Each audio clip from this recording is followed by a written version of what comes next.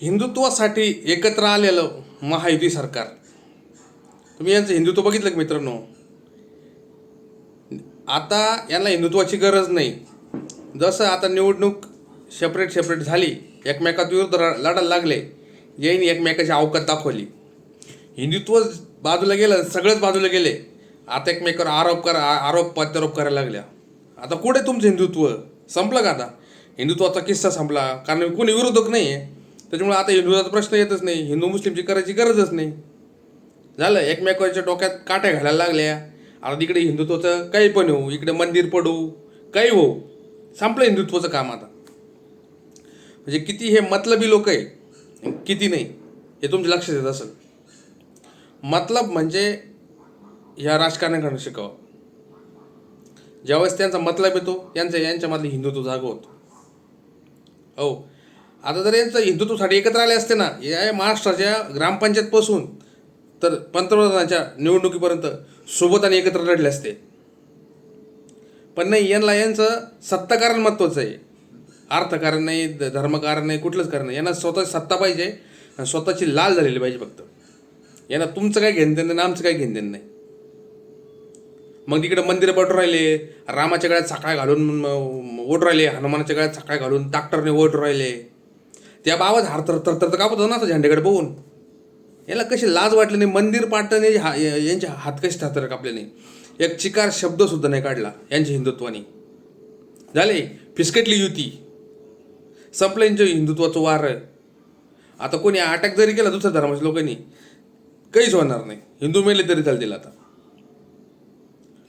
या अशा डबली काय म्हणतात त्याला, अशा भंगार लोकांना आहे ना आपण निवडून दिलं. एक तर समाजामध्ये अस्थिरता निर्माण केली आहे. आसाममध्ये किती दिवसापासून अत्याचार चालले, काय चालले. मोदी बोलायला चिकारणं, बोलायला तयार नाही, काही नाही.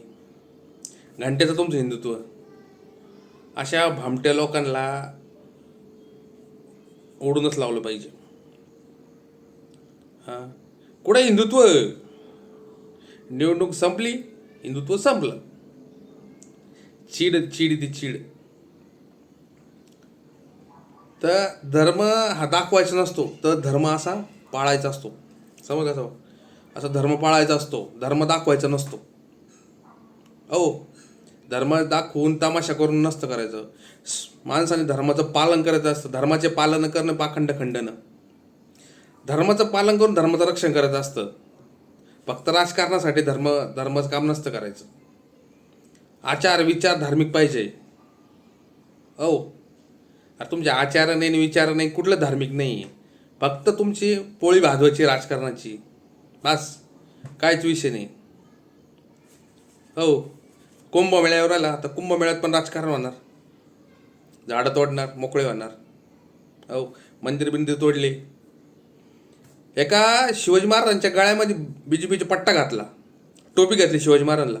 अरे तुमच्या बापाचे आहे का ते? तुमचं पोरग शिवाजी महाराज. आज तुमच्या गळ्याने पट्टे, तुमचा भाजपाचे कार्यकर्ते शिवाजी महाराज, तुमच्या गळ्यात टोप्यांना मफलर घालले तुमच्या. अरे शिवाजी महाराज म्हणजे आमचं दैवत आहे. महाराष्ट्रात काय, भारतात काय, जगात सगळ्यात वरती आहे. देवाच्या वरती शिवाजी महाराज आहे, नंतर देव आहे, नंतर आपण सगळे. आणि ते शिवाजी महाराज गळ्यात तुम्ही भाजपाची टोपी घालून राहिले, गळ्यात मफलर घालून राहिले. अरे लाजा वाटले पाहिजे तुम्ही. आता उगा ती एक स्त्री म्हणून आपलं काही बोलता येत नाही. स्त्रीनं एका लेडीजने घातलं ते, कारण आम्हाला महाराजांनी शिकवलं लेडीजला कधी काही म्हणायचं नाही म्हणून. अगर माणूस असतं डायरेक्ट शिव्या घातल्या असत्या. अरे लाजा वाटू द्या. धर्माचे फालतूगिरी करू नका. धर्म पाळा, धर्म टिकवा, राजकारण करू नका. महाराष्ट्रातले ढोंगी आणि वारसा तो बाबा तर ढोंगीच येतो. हे वेळेस हिंदू धर्म खड्ड्यात घालणारे लोक.